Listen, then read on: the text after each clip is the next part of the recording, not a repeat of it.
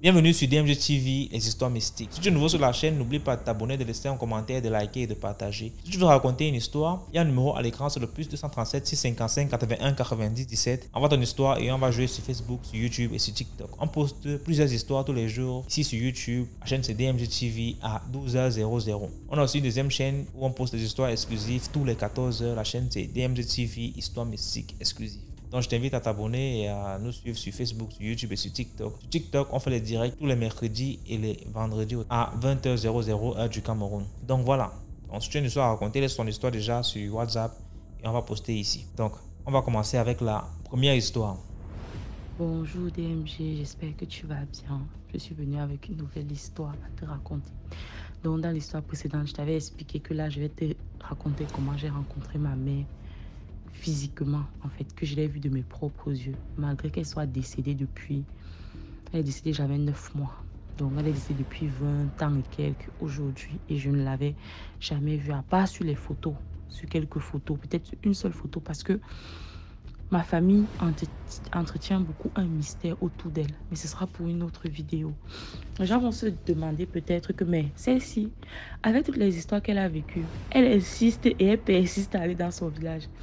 Les amis, malgré tout ce que j'ai vécu, j'ai un amour profond pour mon village. Malgré les épisodes-là, les meilleurs moments de ma vie, je les ai passés dans mon village pendant les grandes vacances. Dans ma jeunesse, enfin, dans ma plus grande, enfin, j'étais un peu plus jeune. Vous voyez, c'était les meilleurs moments de ma vie. Alors, je vais vous raconter cette nouvelle histoire. Et je suis déjà désolée parce que le début va ressembler à un roman d'amour, à un chagrin de jeune adolescente. Mais je suis obligée de passer par là pour vous raconter. Je suis désolée, la l'alarme a sonné. Je ne sais pas si vous avez entendu. Si c'est le cas, je suis vraiment désolée. Donc, je suis obligée de passer par là pour que vous compreniez bien l'histoire. Du coup, on avait encore pris nos bulletins, ma cousine et moi, parce que en fait, je vivais avec elle à Yaoundé. Voilà, on était 5 à la maison. On n'était que 2 à descendre au village. Et on descendait toujours ensemble parce que c'était mon acolyte en fait. Toujours, c'était avec elle que j'ai vécu la plupart de mes histoires. On a décidé de descendre au village. On avait pris les bulletins de la dernière séquence. Première, deuxième semaine, ça se passe toujours bien et tout. Je saute les détails. Voilà. On est arrivé et cet été-là, on avait un garçon, parce qu'il y a souvent des gens extérieurs qui venaient du village. Donc, on avait un de nos cousins du village qui est venu avec un de ses amis, en fait.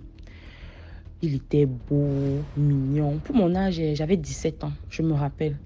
Il était beau, mignon, choco, voilà. Et c'était encore plus pertinent pour moi que moi. J'étais un véritable garçon manqué. Déjà, avec ce que j'avais vécu, je n'avais confiance en personne. Et j'étais un garçon manqué, c'est-à-dire que j'étais rasée, j'étais toute plate, j'étais toute mince, toute maigre. Et moi, les hommes ne m'intéressaient pas en fait. Moi, dans ma tête, déjà, je jouais au foot. Ça ne veut rien dire. C'est peut-être un stéréotype, mais moi, je jouais au foot. J'allais défricher les champs. J'avais les mains remplies d'ampoules. J'étais vraiment une vraie villageoise. Comme on va dire, une vraie villageoise. Mais villageoise et en plus de garçons manqués. Donc, tout ce qui est homme, pendant tous les étés là, ne m'intéressait pas. Parce que c'est la première fois que je vous raconte une histoire sur un homme. Vous voyez, me concernant. Donc, ça ne m'intéressait pas en fait. Sauf que cette fois-là, j'ai vu le mec là, il m'a plu. Premier amour d'adolescent, premier amour et premier chagrin aussi parce que le gars, quand je suis arrivée, j'ai essayé, c'est là où j'ai commencé à essayer de me maquiller. Bref, je passe les détails, j'ai essayé de le séduire. Je coupe vraiment pour que ce ne soit pas long. Voilà, mais vous avez un peu compris que j'ai essayé un peu de le tenter. Bref, comme ça, les petits regards, je ne connaissais rien, mais j'ai essayé. Et tout ça en cachette parce que ma grand-mère ne devait pas savoir, mes oncles ne devaient pas savoir. Donc, j'ai essayé, ça n'a pas... Bon, il faisait semblant il faisait semblant d'être avec moi, c'est-à-dire d'être réceptif. Sauf qu'un jour, je le vois avec une autre fille du village. On va l'appeler Danica. Elle, c'était la... Parce que dans un village, il y a toujours la populaire. C'est un peu comme les lycées, il y a toujours la populaire. La fille qui est un peu trop belle, que tous les garçons veulent. Et il avait penché pour cette fille. Donc, un jour, en partant puiser l'eau à la pompe, je les vois main dans la main en train de s'amouracher. Mouracher, DMG, déception totale. Déception totale. chagrin qui m'a pris là, non. Premier chagrin d'amour. Personne à qui raconter, à part ma cousine, parce que ma cousine, c'était aussi une bombe à ce moment-là. Enfin, c'est une bombe. Elle avait essayé de me consoler, mais ce n'était pas ça. Déception totale. Je n'arrivais pas à gérer mes émotions. Je suis une fille très sensible. J'étais très sensible à ce moment-là. Je n'arrivais pas à gérer mes émotions. Ce qui a fait que... Les gens vont m'insulter, mais je vous assure que ce qui a fait que je ne mangeais plus à la maison. Les 2 jours qui ont suivi là, je ne mangeais pas. Parce que je les voyais, ils se pavanaient. Bref. Parce que dans le village comme ça, tous les soirs, on faisait les petits balles, les petits trucs qu'on organisait. En plus, c'était le temps des gambongos. Du coup, on organisait les choses. Déception totale. Je ne mangeais pas bien. Je ne faisais que penser à ça. J'ai même pleuré. Donc, je m'éloignais déjà un peu. Je restais assis dans ma case, dans la case de ma grand-mère, pour essayer de digérer. On me demandait, mais qu'est-ce qui ne va pas? Je dis, non, ça va et tout. Tu vas dire quoi à ta tante? Tu ne vas rien dire. Voilà, bon, ça, c'était le côté normal. Du coup, je prends dans mon panier. Je décide donc que je vais au champ. Je m'en vais chercher du manioc. On devait cuisiner. OK. On devait cuisiner les sankana pour ceux qui connaîtront. Du coup, ma grand-mère me dit, il faut aller chercher le manioc au champ. Et je rappelle que les champs Betty, tu as tout au champ en fait. Quand il te manque quelque chose, c'est au champ que tu pars. Je m'en vais donc, je prends mon panier et je pars seule. Je peux dire à ma cousine que bon, je vais au champ, je vais chercher le manioc. Elle dit qu'elle veut venir avec moi. Je lui dis non, ne t'inquiète pas, moi je vais y aller. Ok, j'avais besoin d'être seule, de ruminer. DMG, je prends mon panier, je prends la route du champ, en brousse, loin. Je pars. Et c'est le même champ où je vous dis que j'avais croisé une de mes tantes là qui était morte. Elle était restée mourir derrière nous quand on était partis au champ. Ceux qui se souviendront de cette histoire. J'arrive au champ. Je commence à chercher le manioc. Je cherche le manioc et tout. Je m'assois. Je recommence à pleurer et à penser à cette histoire. Je recommence à avoir les flashbacks de eux en train de se tenir la main, de s'amouracher un peu. Et ça m'énerve. Je commence à pleurer. Je pleure, j'ai le chagrin. Dans mes pleurs comme ça, j'entends des bruissements de mon côté droit en fait. Quelqu'un arrive de mon côté droit. Je suis toujours assise. J'étais assise sur un long tronc. J'entends des bruissements. Je suis assise. Je suis assise comme ça et je vois quelqu'un arriver avec aussi un panier et une machette. Voilà. Je vois une femme, une jeune femme arriver. Ce qui m'a frappé chez elle, c'est qu'elle avait une cicatrice au niveau de l'arcade, au niveau de l'arcade un peu plus haut, au niveau de la tempe. Elle avait une cicatrice en fait. Elle arrive auprès de moi. Elle vient. Elle vient d'un pas déterminé en fait. Et je n'ai pas reconnu tout de suite que c'était ma mère. Parce que moi, les photos qu'on m'a montrées d'elle, c'est les photos où elle était avec moi. Et c'est les photos il y a 20 ans où moi, j'avais 9 mois. Et je sais que où j'étais née. Non, c'est les photos où j'étais née et elle était morte 8 mois après. C'est les photos que moi j'avais vues. Et apparemment, avant sa mort, elle avait pris beaucoup de poids. Elle était d'abord mince avant. Donc la personne que moi j'ai vue, elle était assez ronde. Elle avait une cicatrice là. Voilà. Elle a approché. Et je ne l'avais jamais vue au village. Je ne savais même pas c'était qui. Dès que je l'ai vue, je vous assure que bizarrement, DMG, quand je l'ai vue, mon cœur, en fait, mon cœur a fait un bond. Je l'ai regardée et j'ai souri. Je ne saurais même pas vous dire. Et j'ai souri. Elle est venue s'asseoir à côté de moi. Elle n'a rien dit. Elle n'a pas prononcé un mot DMG. Elle n'a rien dit. Elle était là. En fait, la scène était tellement surréaliste que moi, je n'ai rien dit. Parce que déjà, je pensais parler. Dans un premier temps, je pensais parler à une personne. Enfin, je ne pensais pas que c'était un fantôme. Donc, quand elle est venue s'asseoir, je l'ai laissée s'asseoir et j'attendais qu'elle parle. Elle vient. Déjà, quand elle a ouvert la bouche, j'ai entendu sa voix. J'ai crié Seigneur Jésus. Parce que c'était la même voix que j'ai reconnue.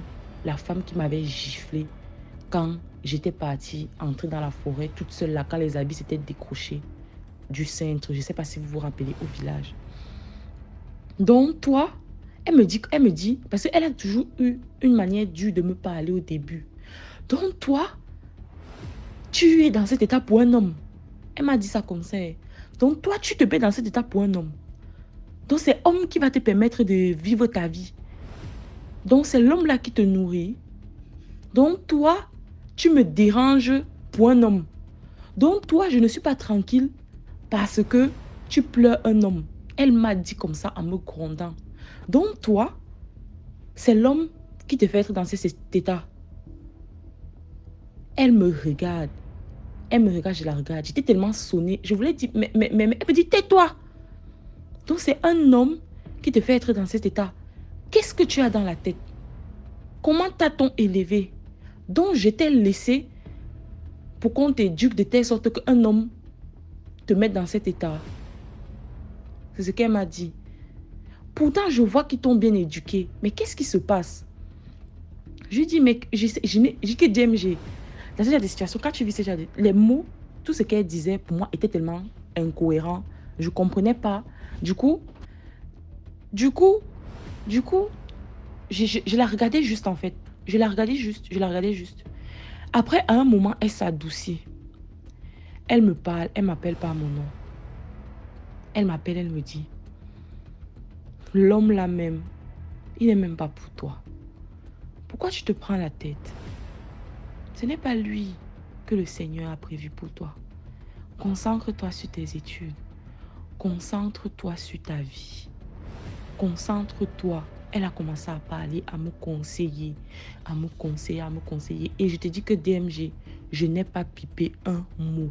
Si je te dis que j'ai dit quelque chose pendant qu'elle parlait, je mens. Je n'ai pas pipé un seul mot quand elle a parlé. Dès qu'elle a fini de me parler comme ça, elle a fait un truc que, en fait, jusqu'à présent, j'ai toujours cette chaleur-là en moi. Elle a posé sa main sur ma tête. Elle a posé sa main sur ma tête. Après, elle s'est levée. Elle m'a souri. Elle avait les larmes au coin des yeux. Elle s'est retournée. Elle s'est relevée. Elle est partie. Et j'étais toujours là. J'étais toujours sidérée, en fait. Et quand elle partait comme ça, il y a un écho qui vient. En fait, j'entendais l'écho, en fait, qui me disait que, hé, Seigneur. Elle disait, en fait, hé, Seigneur, j'ai laissé ma fille sur cette terre pour qu'elle vienne pleurer pour les hommes. Oh, Seigneur. Comme il était dit là, j'ai laissé ma fille sur cette terre. Oh putain, c'est l'émotion. Je suis désolée. J'ai laissé ma fille sur cette terre pour qu'elle vienne pleurer pour les hommes. Et c'est ça qu'elle disait en partant. Et quand elle est partie comme ça là, je vous passe les détails de comment j'étais choquée, sonnée et tout, pour ne pas allonger le voice. Quand je suis arrivée au village et tout. J'ai raconté ça à ma grand-mère. J'ai raconté ça à ma grand-mère et tout. Je lui ai raconté. Ma grand-mère a commencé à pleurer. Elle a fondu en larmes parce que je lui ai décrit. Je lui ai décrit la fille et tout. Et je savais au fond de moi que c'était ma mère. Je le savais. La façon dont elle a parlé. La façon dont elle a toujours cette autorité sur moi. De me gronder. En fait, je me sentais comme si c'était ma mère qui me parlait. Et du coup, je ne me sentais pas attaquée, que je vais dire que une femme que je ne connais pas se permet de me parler comme ça. Non.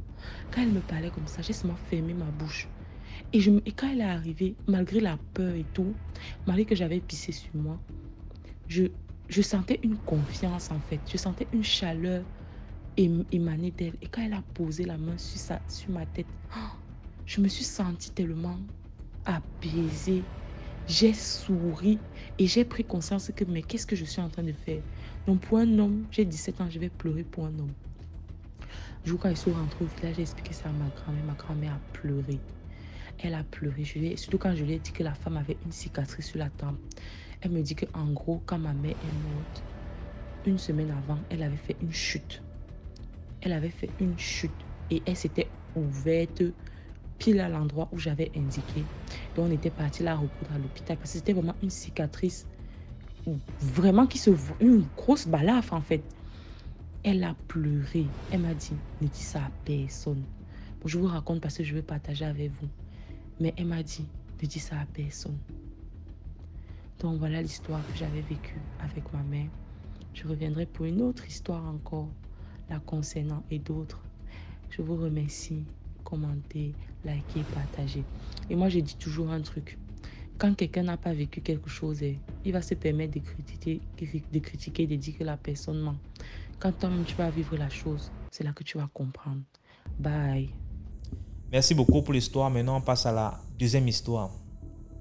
DMG, bonsoir. J'espère que tu vas bien. Moi, ça va super bien. Je suis pas trop en forme, mais Dieu fait grâce, ça va. J'ai une toute petite histoire, mais DMG, s'il te plaît, donne-moi 2 minutes, mais 3 minutes pour éclairer un petit point là. Je pense que la semaine passée, il y a une de mes sœurs, que je dis sœur ivoirienne, qui a eu à raconter son histoire et qui a eu à se répéter.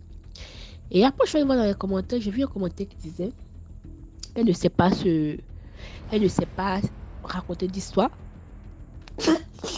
Autant pour moi, je suis grippée.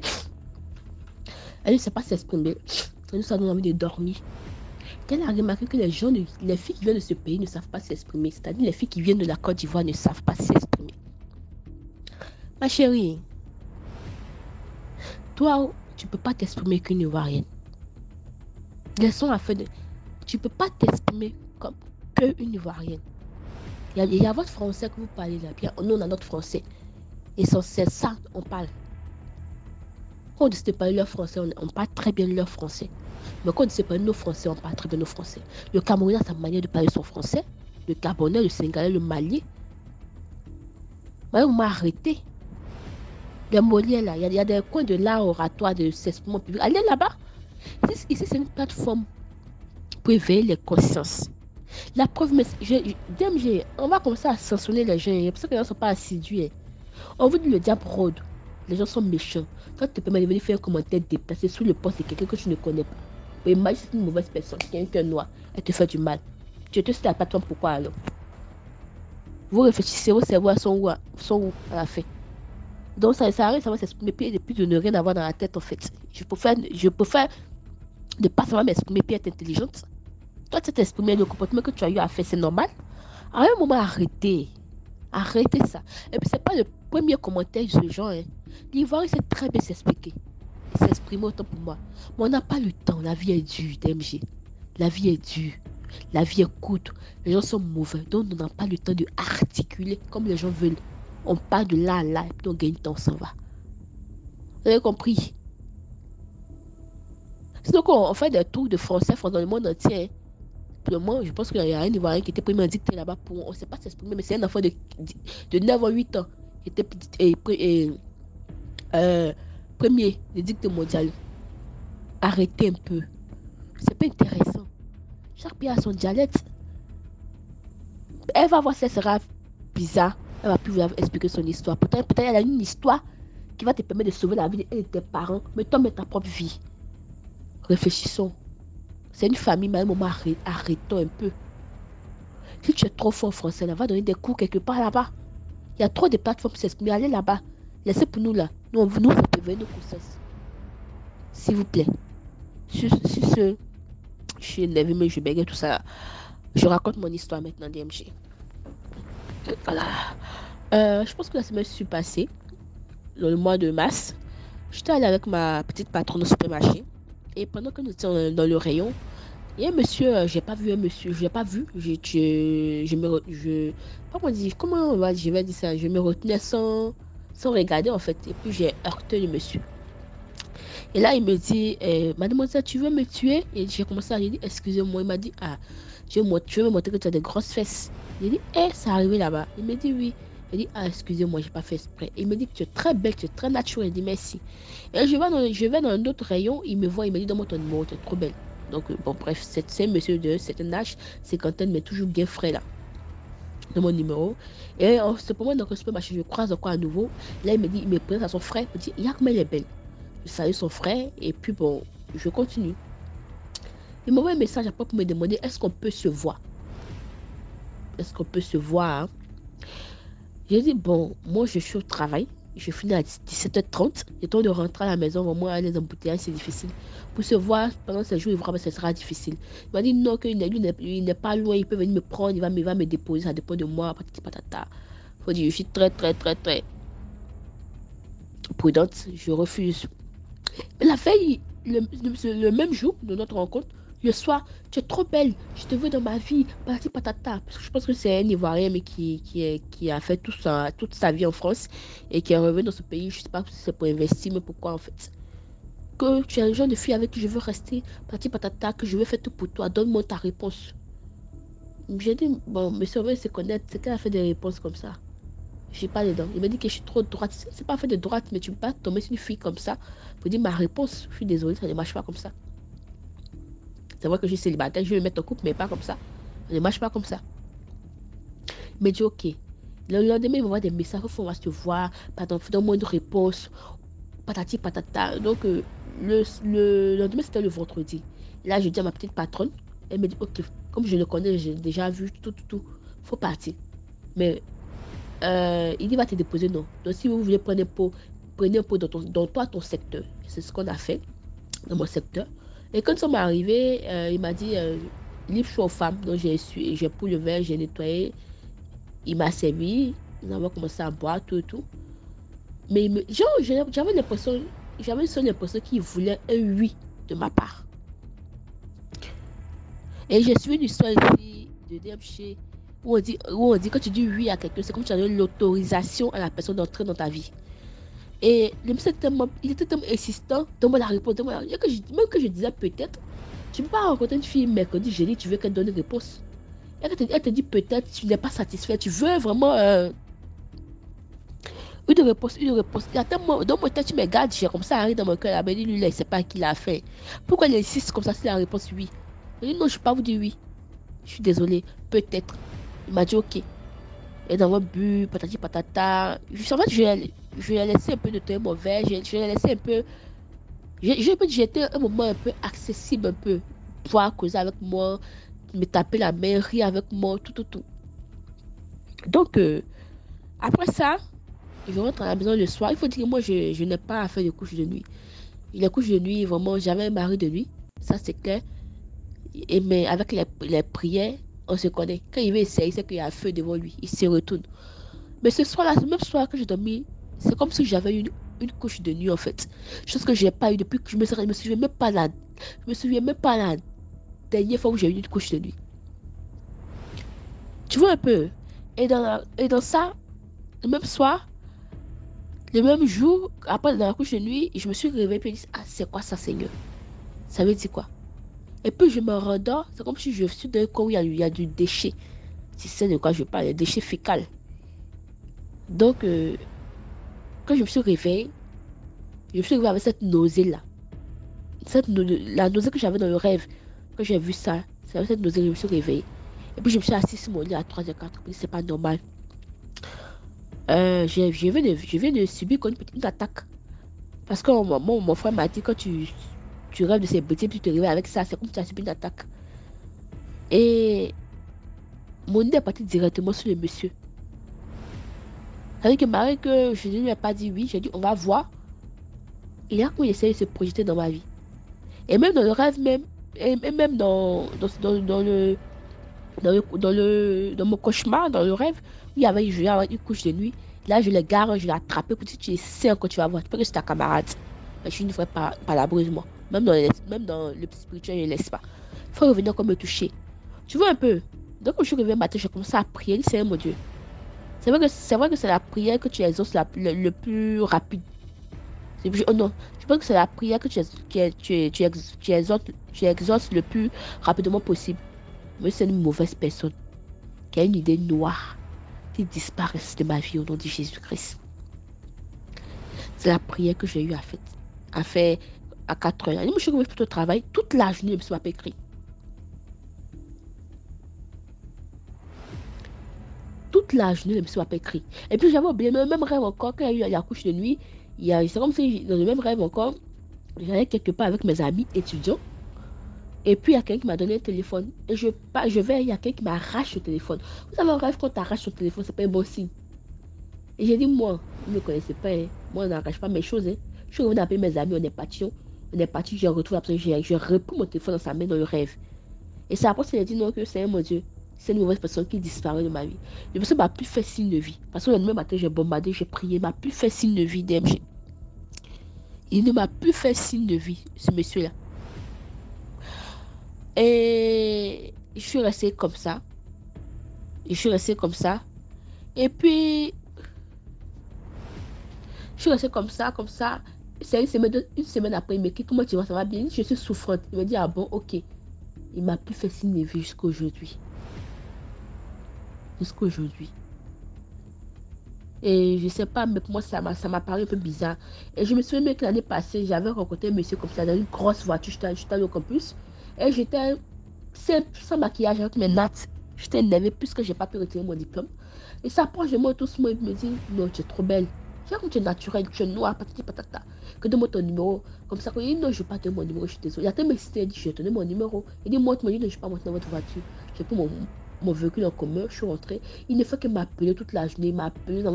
On a causé comme si on se connaissait. IMG. Et après, il me sort que est-ce qu'il peut venir me voir la nuit parce que lui, il finit de travailler vers 23h, 1h du matin. C'est qu'un travail en fait dans le bureau, il finit à 1h du matin. Est-ce qu'il peut venir me voir la nuit? Il dit non, moi, il peut appeler 1h, 2h du matin, je peux sortir. Comment ça, tu vas venir me voir la nuit? Il me demande pardon, est-ce qu'il peut venir me voir la nuit? Il dit non, tu peux venir me voir la nuit. Après, il m'appelle, puis il commence à me raconter que lui, il est bien, il a 3 yeux, patati patata, il a les yeux sur le front. Quand j'ai vu son système en même temps, je l'ai recadré, il ne m'a plus jamais appelé ce que je dis. Donc, je veux dire simplement aux femmes, faites très attention. Les temps sont mauvais. Ils sont là, hein. Ils sont là. Soyez vigilantes, les filles. Les garçons, soyez vigilants. Ils sont là. Le monsieur avait dit, je vais prendre soin de toi. Je vais faire temps pour toi. Pati patata, mais il dit, mon gars, tu ne peux pas m'avoir, champion. Tu ne peux même pas m'avoir, même. Donc, c'était mon histoire. Puis, excusez-moi, j'ai fait 11 minutes. Je n'ai même pas voulu faire 11 minutes. Vraiment, excusez-moi. Même, j'ai pardon. Il faut tout poster. Au moins, je demande pardon. Donc, prenez soin de vous et puis faites très attention. Ils sont là. Merci beaucoup pour l'histoire. Maintenant, on passe à la troisième histoire. Bonjour DMG, bonjour la famille, bonjour la team. Alors, je viens aujourd'hui vous raconter un vécu, plutôt faire un témoignage. Donc, ma petite jeunette et tout, pendant que je faisais encore ma petite belle, 24-25 ans. J'ai un couple d'amis, super sympa.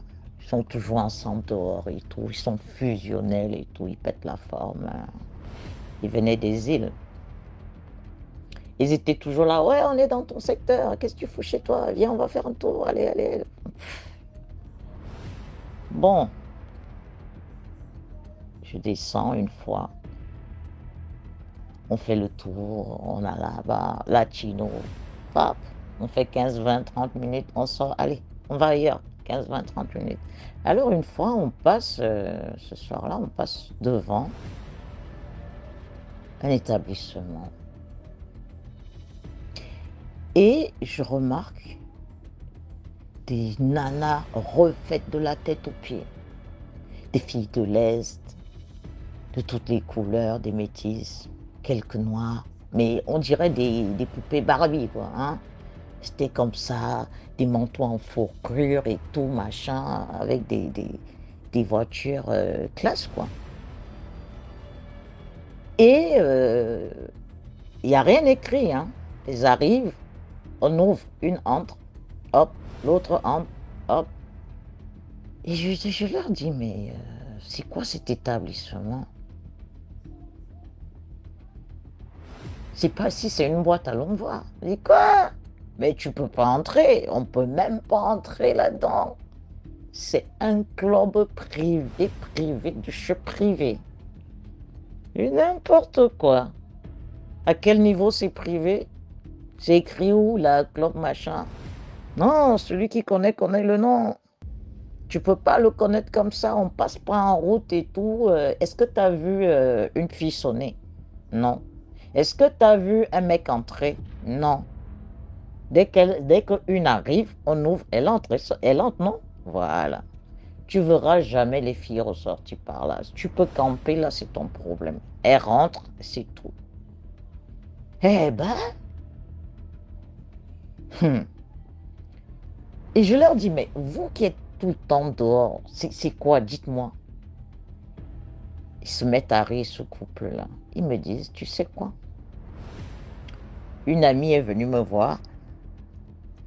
Elle me dit, oui, Normalement, tu devrais déjà avoir des appartements à toi, propriétaires, tu les mets en location pour faire comme moi, hein. C'est parce que je t'aime bien, c'est parce que je t'aime bien et que tu es une fille super belle et tout. Voilà, bon, vraiment, hein, vraiment pour te le dire, faut vraiment que je t'aime, quoi, tu vois. Parce que voilà, je sais que tu poses pas de questions, bon, tu es fashion comme moi, on aime les marques et tout. Mais tu saignes, quoi. Tu mets de côté vraiment pour saigner, pour faire du shopping. Des bons trucs, mais moi, je le fais simplement et de temps en temps, je te passe des trucs, mais en même temps, ça me dérange. J'aimerais que tu te présentes à mon club pour bosser où je bosse. Ben, bosser où tu bosses et tout ça, tu m'as dit que c'était un club privé, non? Plus moi, je suis en train de faire la formation d'esthéticienne. Quand est-ce que je sors? Quand est-ce que je vais à l'école et tout? Non, non, non, non, non. Même si tu es médecin, même si tu es avocate, on a de tout là-bas. On a de tout. Et puis, c'est de la classe, hein, c'est du haut niveau, hein. J'ai dit, mais si vous avez de tout, qu'est-ce qu'ils vont encore chercher dans ce club? Et quand est-ce qu'ils bossent? T'inquiète, tu vas pouvoir faire ton programme, tu t'en sors. Et c'est pas des billes, hein. On joue pas aux billes là-bas, moi je te dis. Bref, elle a posé des questions, elle a posé des questions. Elle me dit ceci. Pour se faire accepter dans ce club, déjà pour avoir un entretien, pour passer même pour arriver à l'entretien, mais vraiment, hein, où ils lisent tes étoiles, où ils te scannent, où ils voient ton avenir, ton passé. C'est-à-dire que si vous êtes 30, on peut retenir 2. Ce n'est pas la beauté qui compte. Ce n'est pas moi, non. On peut retenir 2. Les autres n'entrent même pas dans le bureau du responsable. Et quand on retient les 2, vous arrivez au bureau du responsable. On vous donne des fiches à remplir. C'est comme un CV. Tu dois donner toute ta vie. Tu as combien d'enfants? Tu travailles où? Et si tu ne travailles pas, on ne t'embauche pas. Tu travailles où? Quelle taille? On te fait peser et tout. On te mesure. Tes yeux, c'est les lentilles. Tu t'es fait refaite ou pas? Bon, tu as un potentiel et tout. Tu dois remplir toutes les conditions. Il y a 3 feuilles. Ton adresse, qui appelle en cas de force majeure, quel numéro, est-ce que tu as une voiture, tu vis seul, tu vis avec qui, est-ce que... Mon Dieu, mon Dieu, mon Dieu, mon Dieu. Tu dois tout détailler, tu viens de quel pays, vraiment tes parents sont en vie ou pas, tu as les frères et sœurs. Tu te dis, mais moi je me dis, mais quelle embauche, quel genre d'embauche on va, mais c'est culotté quand même, mais c'est pas possible. Même au ciel, on ne te demande pas autant d'informations sur ta vie. C'est les conditions, ma chère. Pour bosser là-bas, c'est les conditions. Bon, vas-y avec ton histoire alors. Donc, ma copine, elle a rempli, elle a mis son ego de côté, hein. Compte tenu des retombées, elle a vu ses copines qui étaient déjà... hein. Donc, elle s'attendait déjà, voilà. On remplit tout. Tu te mets toute nue, on regarde si tu as des cicatrices, si ceci, on voit si tes lèvres sont assez ou pas, si tu as eu des enfants ou pas, et s'il faut te retoucher ou te remonter un peu les lolos, hein, voilà. Comme ça, ils savent que dans 3-4 mois, tu passes au marché, on t'envoie chez leur chirurgien, on te retouche un peu là, bien, bien, bien. Comme ça, quand tu sors de là, ils ont leur coiffeur. On va vous coiffer là-bas. Ils savent ce qu'on demande, c'est quoi les commandes. Voilà. Si on veut une blague comme ça, telle taille, tel machin, tel numéro de Lolo. Ça rigole pas, hein. Ça rigole vraiment pas. C'est vraiment du mannequinat poussé à l'extrême. Je lui dis, bon, tout ça, c'est pourquoi alors? C'est les filles, oui, et c'est quoi les clients? Qu'est-ce qu'on vend là-bas à ce niveau-là? Elle me dit, écoute, il doit y avoir un sous-sol, parce que les hommes ne passent pas par là. Il y a un sous-sol avec des limousines fumées. Quand vous entrez, quand tu as signé le contrat, et dans ce contrat, à chaque fois qu'on entre, il y a un jet d'eau, une fontaine. Avant, quand tu poses le pied à l'intérieur, après les vestiaires, il y a cette grande fontaine-là qui scintille. Et il y a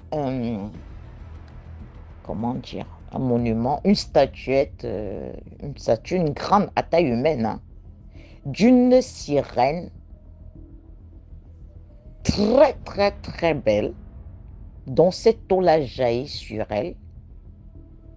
Et il y a le bassin en bas. Donc quand on entre dans la salle, face à la sirène, elle est face à l'entrée. Toutes les filles doivent venir toucher l'eau. L'eau dans ce bassin, dans cette fontaine, avant d'entrer ou quoi que ce soit. Donc tu as les gardes comme ça. Si tu as oublié, en fait, tu reviens, tu trempes ta main dans l'eau. Et les gens, parce que quand tu arrives, tu ne vas pas t'asseoir n'importe où. On te montre comme ça, tu vas à la table. On te montre comme ça, tu vas à la table. C'est les Russos, c'est Kyo, c'est Kyo. Qu'est-ce qu'ils causent là-bas, qu'est-ce qu'ils font là-bas, personne ne veut savoir. Donc ça se passe et tout, ils ont déjà les commandes. On sait que Chantal va là-bas, Marie est pour là-bas, donc on ne peut pas y avoir de bousculade. S'il faut 15 filles, c'est 15 filles. Donc toi on te dit tu bosses pas, toi on te dit tu bosses, on te prévient déjà à l'avance. Même un jour, 2 jours à l'avance, comme ça, chacun fait son calendrier parce que la plupart sont mariés, avec des bons postes et tout. Tu peux même pas imaginer hein, la classe de ceux qui vont là-bas hein, et les boulots qu'elles ont. Hein. Tu parles. Donc, quand tu rentres là-bas, hop, et c'est parti, quoi. Tu rentres dans la limousine au sous-sol. Tu y vas avec vous. Soit c'est les hôtels, soit c'est quoi. Et la limousine te ramène au parking, tu reprends ta voiture, tu rentres chez toi. Avant que les rayons du soleil ne tapent, tu es déjà rentré chez toi. Les enveloppes qu'on te donne là-bas, mon pote, tu ne peux que... Elle te dit, en un mois, tu t'achètes un appartement. Donc sa copine lui a dit, ah non, moi je me suis fait plusieurs petits studios comme ça. Moi je les mets en location, en meublé. Hein. Moi je les mets en meublé, comme ça paye mieux pour des touristes et tout, et tout, et tout. Donc elle me raconte ça, je lui dis, mais c'est bizarre ce truc. Pourquoi on doit toucher l'eau d'une fontaine où il y a une sirène? Ce n'est pas normal. Et c'est quoi ce contrat qu'on signe? Ah, elle m'a brossé comme ça, mais elle ne pouvait pas tout me dire. Hein. Elle me dit, c'est si on t'accepte, toi, tu vas lire le contrat là-bas. Si on t'accepte déjà, c'est que tu es capable.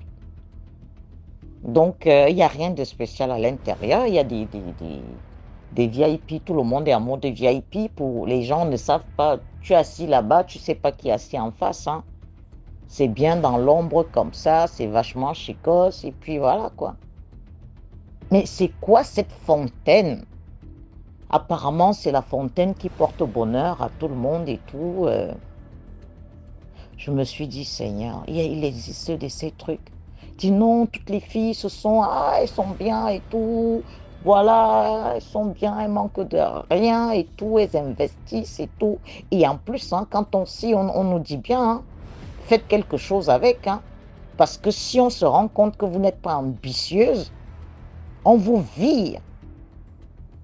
Parce que chaque fin du mois, on vient demander, on fait une réunion, hein. Alors, qu'est-ce que tu as comme projet? Tu en es où avec ton projet? Mais le directeur va jusqu'à ce point. Ah oui, hein, il tient à ce que ces filles réussissent et qu'elles investissent et tout. Parce qu'ils disent que chez eux, ils ne veulent pas des filles qu'après, ils vont dire, ouais, quand j'étais jeune et ceci, j'ai bossé là-bas. Et non, non, non, non, non. Quand on bosse chez nous, on doit réussir. Voilà. On veut des dames qui sont prêtes à tout et qui ont la tête sur les épaules, qui n'ont peur de rien. Parce que quand on vous voit dans la journée, vous devez être des femmes d'affaires. Et il faut justifier. Il faut justifier, hein. Je me suis dit, mais ça fait combien d'années que c'est là? Ils m'ont dit, ah, nous, quand on a découvert ça, d'ailleurs, est-ce que tu as vu le nom de la boîte? Non. Il aurait fallu qu'une copine aussi, ok. Je leur ai dit, vous savez, ce genre d'endroit, c'est pas bon. Mais comme rien n'est dur, un seul jour, une fille viendra là. Et ce qui va se passer se passera. J'ai oublié l'histoire.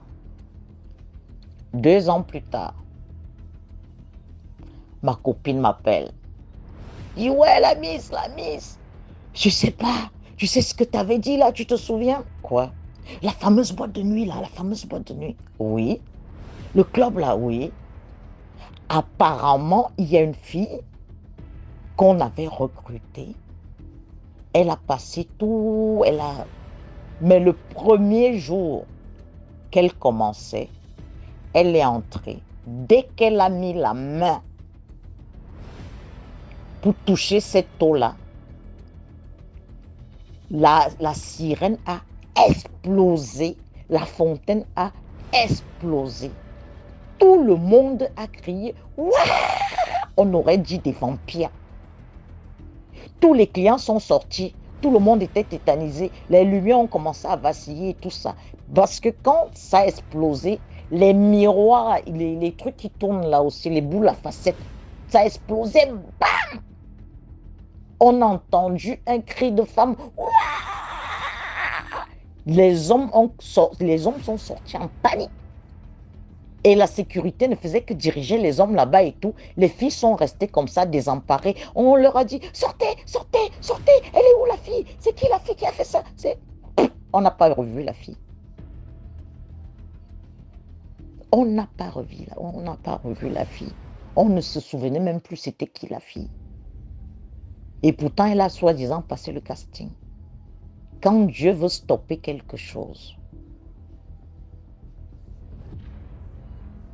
l'autre dit, ouais, tu sais, j'avais oublié de renouveler, je ne savais pas, je croyais que toutes les assurances et tout, j'ai perdu mon machin, j'ai eu les dégâts des eaux et des tata. Que des problèmes à la con. Ils n'ont plus jamais revu les responsables de là. Rien. Le truc est resté fermé, il n'y avait plus rien. Rien n'a jamais existé là. Tu vas aller, oui, je toquais ici, toque là jusqu'à machin. Tu vas demander aux voisins, il y avait quelqu'un club ici, non? Apparemment, moi je suis là depuis des années, hein. Je voyais souvent les filles entrer, c'est tout. Vous savez, nous ici, on est discret, hein, on ne regarde pas la vie des gens, mais néanmoins, ça fait un moment, il n'y a plus personne là. Voilà les mystères de ce monde. Les conditions, tu rentres dans un club, tu dois toucher l'eau de la fontaine où il y a une sirène.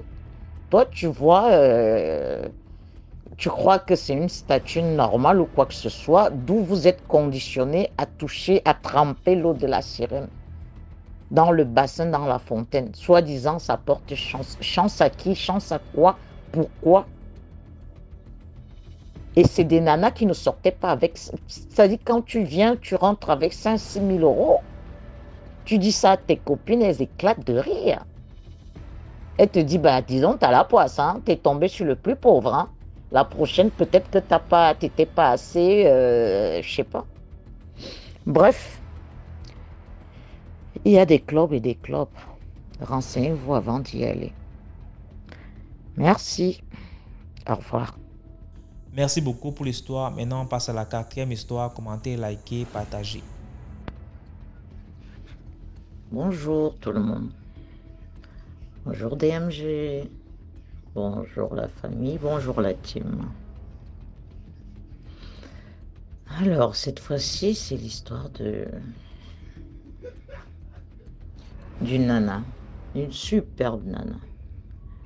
Blonde et tout ce que tu veux, refaite, les lolos et tout. Voilà. Mais elle se retrouve avec des clochards, elle commande, elle fait la manche. Tu sens que c'est un canon. Qu'est-ce que tu fous là parmi les clochards? Qu'est-ce que tu fous là à dormir dans les trucs? Tout le temps, on lui demandait ça. Des fois, elle vient, on va l'appeler Cynthia. Cynthia vient. Oh les gars, j'ai chourap une enceinte et tout. Tu peux pas me donner 40 balles, tu sais, ça vaut. C'est bon là, oh, va trouver quelqu'un d'autre parce que là, finalement, on ne fait que lui dire, mais c'est quoi ton problème? Pourquoi tu traînes dans la rue? Même un mec, même le plus petit des mecs, il te prend, t'es un canon. Qu'est-ce que tu fous là? T'es même pas alcoolique, t'es pas camé, mais qu'est-ce que tu fous là avec le corps que t'as, avec... Un jour, la fille, elle en a marre. La fille leur raconte son histoire. Elle dit, écoutez, j'étais tranquille, je vivais une vie de luxe. J'avais mes sugar daddy, comme on appelle. Je faisais les croisières par-ci, par-là. On m'invitait aux États-Unis, à Dubaï, tout ce qui va avec. Je me suis acheté mon appartement face à la mer. Je faisais ma belle et tout ça. J'avais des rendez-vous, mais vraiment super chéros et tout. Je ne pouvais pas manquer de 15-20 000 euros la semaine. Et tout ce qui va avec, le bling-bling qui va avec, quoi. Les yachts, les machins, les jets privés et tout. Donc vraiment, elle était au taquet. Un jour, elle reçoit un appel et tout, un rendez-vous. Elle sait que c'est du bon, c'est du lourd. Elle prend rendez-vous, elle va dans un palace. Elle en a tellement vu que elle faisait pas gaffe avec qui elle avait rendez-vous en fait. Donc le mec lui dit, écoute, moi j'ai un fantasme et tout, je veux juste bander tes yeux, parce qu'il avait donné ses critères. Tu mets des porte-jartelles couleur rouge et tout, machin, gna. Voilà, et voilà quoi. Je veux des ci, des ça, comment on les appelle, les bottes là et tout ça, machin, cuir là, les cuissardes, voilà. Je veux vraiment que tu sois une femme fatale et tout. La fille, pour elle, c'est rien. Écoute, ça, c'est de la chochotte pour elle, encore. Ça, c'est vite fait pour elle, c'est rien. Elle va au rendez-vous en mode pretty woman, avec ses cuissardes rouges et tout. Elle arrive, elle entre dans la chambre et tout. Le mec, il avait mis ses petits bougies là, avec ses conneries sur la table et tout, avec des livres et tout ça. Le mec lui dit, bah écoute, je t'ai prévenu, ma seule condition, c'était de mettre du rouge, et puis j'ai un bandeau pour toi, tu n'enlèves pas le bandeau. Voilà, c'est ma façon de faire les choses. Il prend le bandeau rouge, il l'attache sur le visage de la fille, bien comme il faut, tranquille. Il dit, tu n'enlèves pas le bandeau rouge. Tu ne l'enlèves pas. Tu te couches juste, tu bouges pas, tu dis rien et tu me laisses faire. J'ai pas besoin que tu gémisses, j'ai pas besoin que quoi que ce soit. Juste tu restes couché là en croix. Le mec, il est monté. Il était congelé. Je dis bien congelé. Il n'était pas froid, hein. Il était congelé. La fille s'est dit, mais juste ça qu'elle se souvenait. Avant de réfléchir sur l'histoire, c'est quoi ce truc, le mec, il est congelé. Il est quand même pas passé dans la glace là en une seconde. Quand je suis arrivée, il paraissait pas être givré à ce point. Elle s'est dit, bon, moi je vais prendre mon pognon, hein. De toute façon, elle avait déjà son enveloppe qui était là et tout, clair, net. Je m'en fous qu'il soit grillé à point ou pas. C'est bon. Elle a perdu connaissance. Quand elle s'est réveillée, le mec, il n'était plus là. Il y avait un petit mot qui pouvait tout dire. Merci d'avoir été consentante pour tout et bonne chance pour la suite. Bonne chance pour la suite. Eh ben, la suite est fut belle, hein. La fille a pris le pognon, elle est partie. Tous ces petits sugar daddy qui appelaient, même son téléphone n'a plus sonné. Elle a essayé d'appeler, plus à rien. Elle a commencé à vendre tous ses vêtements de marque et tout, et tout, et tout. Elle ne pouvait plus aller faire les manicures, les pédicures, les tata, les gommages, les saunas, c'était fini. Au final, elle a vendu son appartement. Au final, tout est allé vite, sa voiture, tout est allé très, très, très vite. En moins de 2 mois, elle a tout perdu. Quelle copine va te prendre? Qui a encore le temps? Dans ce monde-là, il y a des amis. Il y a les amis quand on est dans les endroits chicos, hein. Mais après ça, va pas dire que tu as besoin... Non, non, non, non, non. Voilà comment elle se retrouve dans la rue. Avec juste de quoi se changer dans un sac. Donc elle essaye de voler dans des magasins, essayer de refiler au mec dehors. Je vous assure que elle dit au mec, depuis que je suis avec vous, est-ce que quelqu'un, malgré mes lolos refaites, malgré mon corps de rêve, est-ce qu'un de vous m'a dragué? Les mecs, ils disent, ben non, pourquoi on va te draguer? Voilà, voilà ce que je disais. Même vous, vous me dites, pourquoi on va te draguer? Je suis arrivée à ce point. Personne ne me voit plus comme une femme, comme un canon. Personne. On me parle comme si on parlait à une pierre. Et le pire, c'est qu'elle a reconnu le mec. Après, elle a reconnu le mec à la télé et dans les journaux. Le mec, il te monte les tapis rouges. Le mec, il te monte les tapis rouges déjà. Elle a su que c'était X, Y, Z. Tu vois le genre, tu te dis, je rêve. Tu vas même dans la foule là-bas à Cannes, tu regardes. Mais tu vas aller où? Tu vas dire quoi à qui? Espèce de clochard de là, tu vas dire quoi à qui? Hein? Sugar Daddy. Sugar Daddy, mon œil. Faites bien attention à vos sugar poisses là. Bah écoutez, c'était ça pour vous encore, hein. Désolé pour ceux qui n'aiment pas mon timbre de voix, à ce que je sache. Mais je vous aime bien. Et ça reste la famille, hein. Bonne soirée à vous. Merci. Au revoir. Merci beaucoup pour l'histoire. Maintenant, on passe à la 5e histoire. Toujours laissez un like, s'il vous plaît. Laissez un like. Bonjour DMG, bonjour la famille. J'ai encore une autre histoire. J'ai fait ce vocal depuis la Côte d'Ivoire, précisément à Abidjan. C'est l'histoire qui m'a été racontée par une sœur. Ma sœur dit que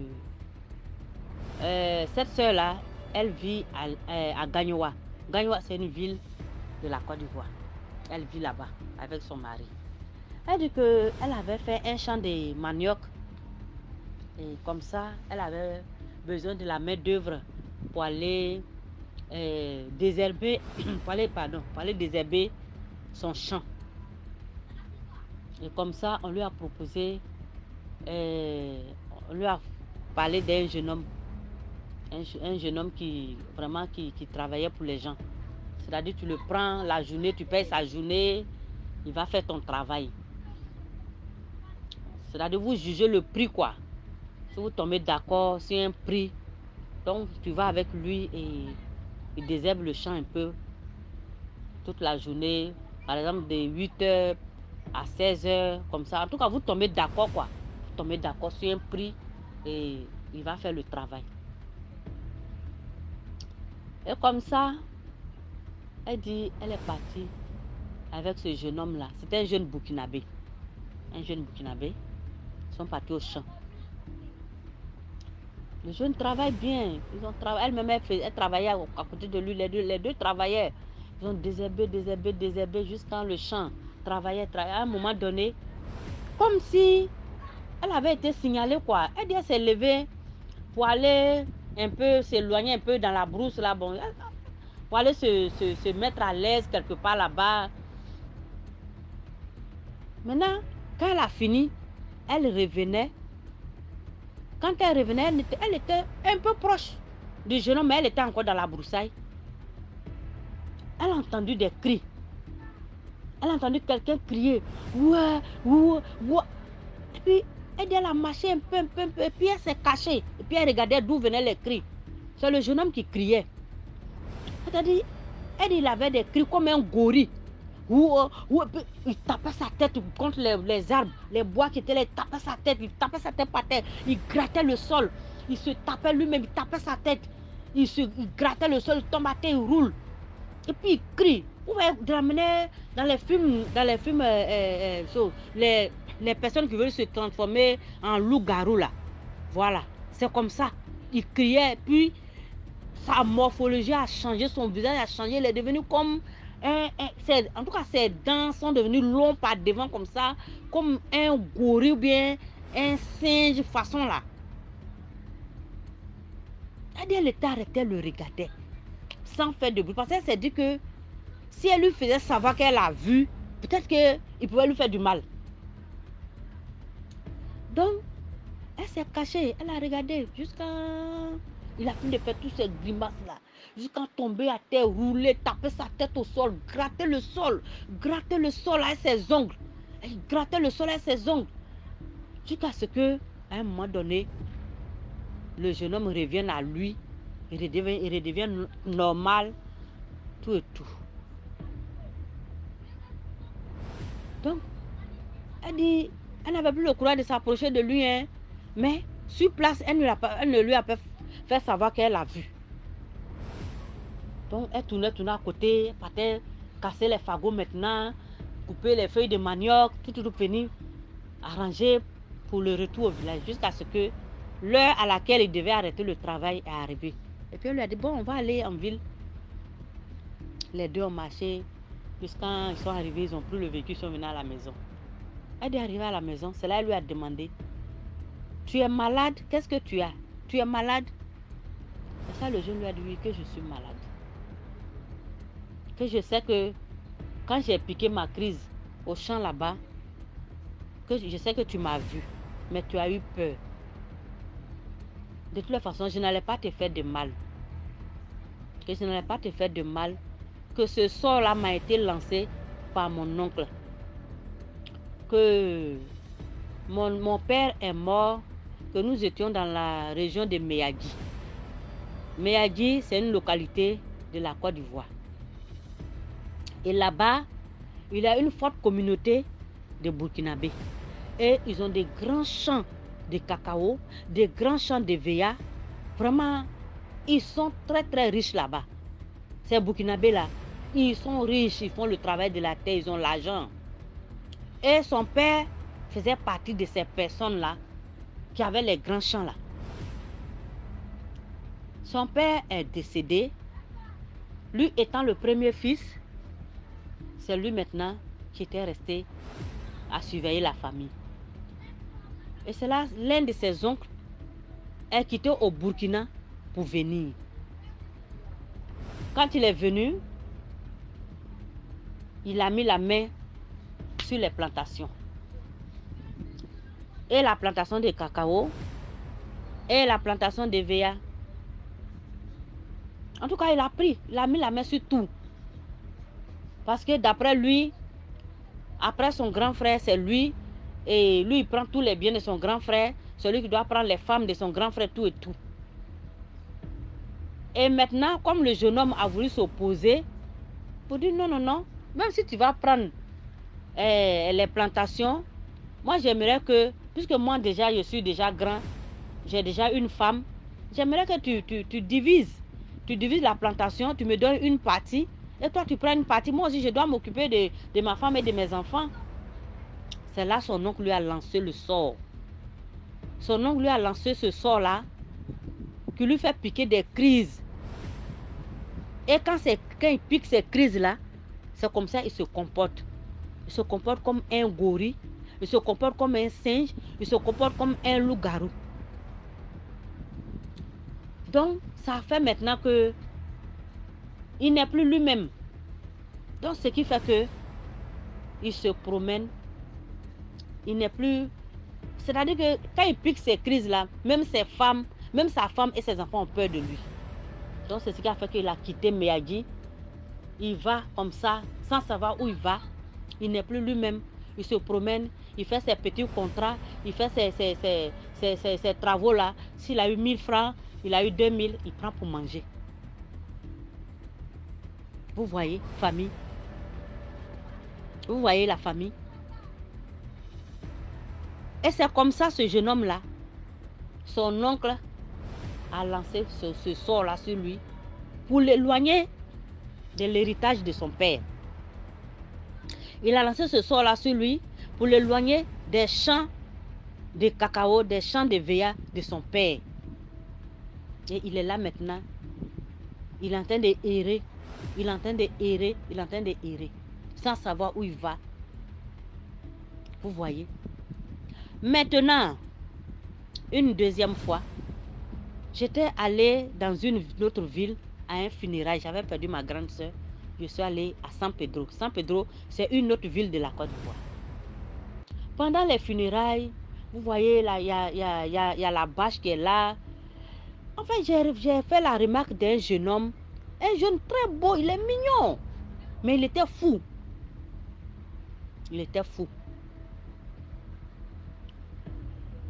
Maintenant, quand on met la musique, on met les chansons de chez nous, je sens qu'il connaît la chanson par cœur. Il est sous la bâche, il danse parmi les gens et il chante en même temps la chanson qui est en train de passer. C'est là que je me suis renseignée, mais ce jeune homme-là, il parle sûrement la même ethnie avec nous, non? On dit oui, que c'est l'enfant de l'un de nos compatriotes, l'un de nos frères. J'ai dit, mais qu'est-ce qu'il a eu, puis il est fou? On me dit, c'est là maintenant, on va m'expliquer son histoire.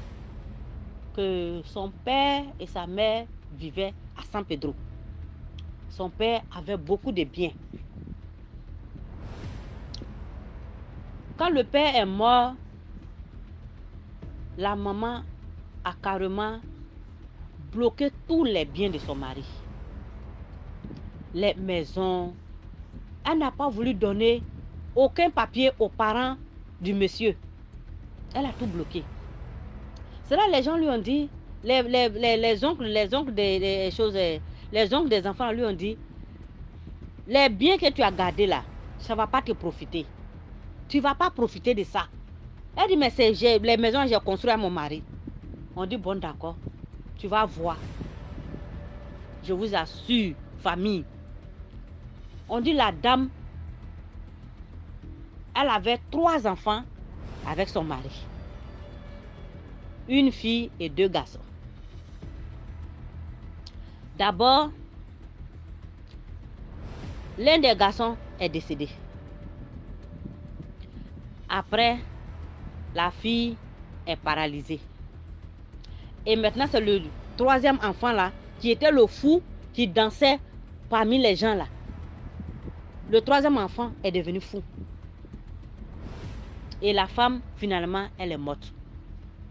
Les biens qu'elle a voulu protéger là, les biens de son mari qu'elle a voulu protéger là, et on lui a dit qu'elle n'allait pas profiter de ça là. Elle n'a vraiment pas profité. Elle n'a vraiment pas profité, famille.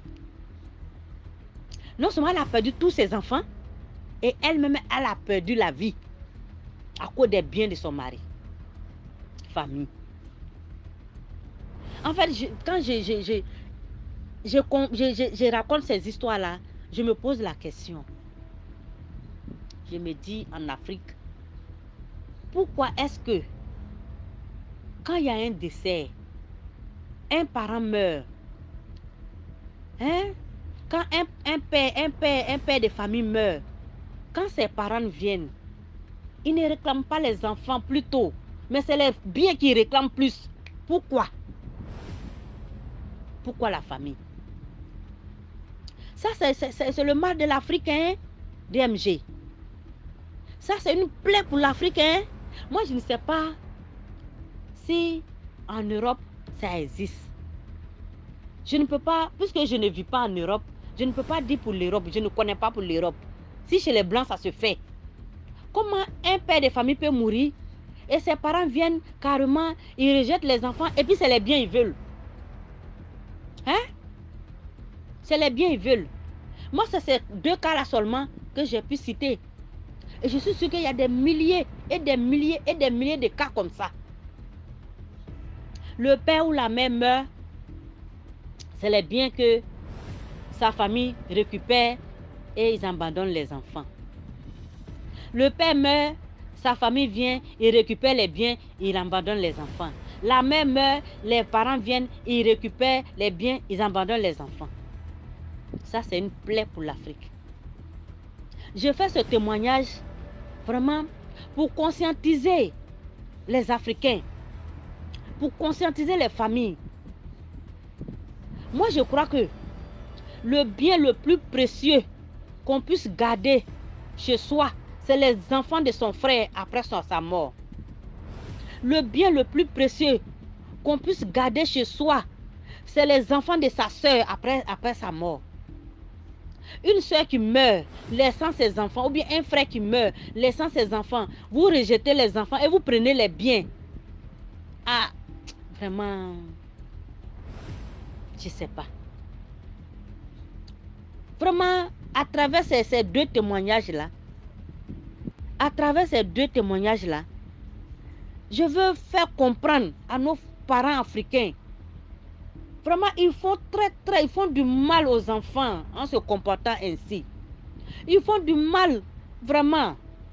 Et ces enfants-là, l'amertume reste dans leur cœur jusqu'à ce qu'ils grandissent. Toi, l'oncle qui rejette ton neveu et tu récupères le bien de ses parents. Si cet enfant-là, demain, il réussit, tu es sûr qu'il va te regarder? Hein? Ça fait que l'aigreur, c'est-à-dire la rancœur, reste dans le cœur des enfants, ils grandissent avec. Vraiment, famille, communauté DMG, à travers ce témoignage, je veux amener chacun à réfléchir, je veux conscientiser les familles africaines, je veux conscientiser les parents africains, je veux conscientiser les gens. Vraiment, c'est une plaie pour l'Afrique. Il faut que chacun de nous prenne conscience de ce fait-là. C'était là mon histoire. Je vous remercie. Merci beaucoup pour l'histoire. Maintenant, on passe à la 6e histoire. L'histoire, c'est l'histoire d'un type qui s'est tué lui-même. Donc, il s'est tué lui-même. Il a fait le remède. Il avait pris lui-même. Bon, c'est l'histoire. Il y avait un type qui était scieur. Il avait 2 machines. Il est donc parti en bourse pour aller scier. Pour aller travailler, il a gardé une machine en bourse. L'histoire se passe à Bétois.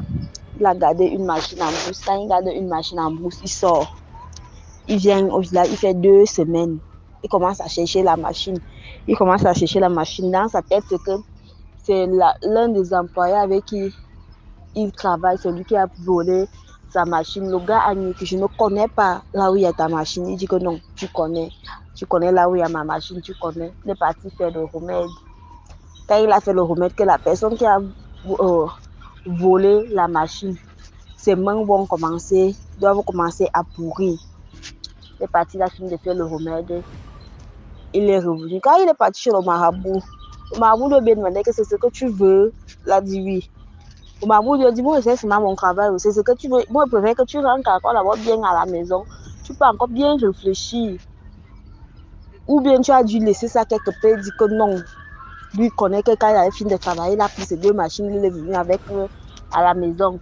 Marabout a fait le remède. Quand le marabout fait donc le remède, il vient lui-même. 1 mois, 2 mois, le 3e mois. Lui-même, les choses sortent sur ses mains comme si c'était une panarie. Les 2 bras, ce n'est plus la panarie. La blessure évolue déjà. La blessure prend déjà de l'ampleur. Mais il rentre encore pas dit au marabout que mais finalement, le remède que tu m'as fait, il voit plutôt comme si c'est moi-même que le remède a pris. Le marabout lui dit effectivement, il était bien posé la question que est-ce que tu es sûr que tu n'as pas aidé toi-même, tu n'as pas laissé ta machine quelque part comme tu bois là. Voilà, alors regarde donc ce qu'il y a maintenant en train de t'arriver. Le marabout l'amène donc chez un autre marabout pour aller regarder. Pendant ce temps, les banques ne font que courir. Quand ils partent donc regarder, on va nous dire que mais toi-même, quand tu partis faire le chantier dans tel endroit, je dis même le chantier, pardon, quand tu es parti couper l'arbre dans tel endroit, c'est là-bas que tu as pris la machine, tu as gardé, non? C'est là où ça vient dans ta tête qui dit, ah bon, maintenant le remède était à faire. Maintenant on commence à pourrir, jusqu'à même que qu'on a quand même réussi à le soigner, ce n'était plus normal parce qu'il y avait certaines doigts qui étaient à pourrir jusqu'à tomber même. Certaines doigts avaient à pourrir jusqu'à tomber. Donc c'était aussi ça, la petite histoire. Voilà, c'est tout pour aujourd'hui. Si tu aimais la vidéo d'aujourd'hui, laisse un commentaire, commente, partage, invite plusieurs personnes à venir liker et à s'abonner. Ce qu'on fait, c'est pour sensibiliser. On se prend demain pour une nouvelle vidéo. Ciao, portez-vous bien, surtout priez avant de dormir.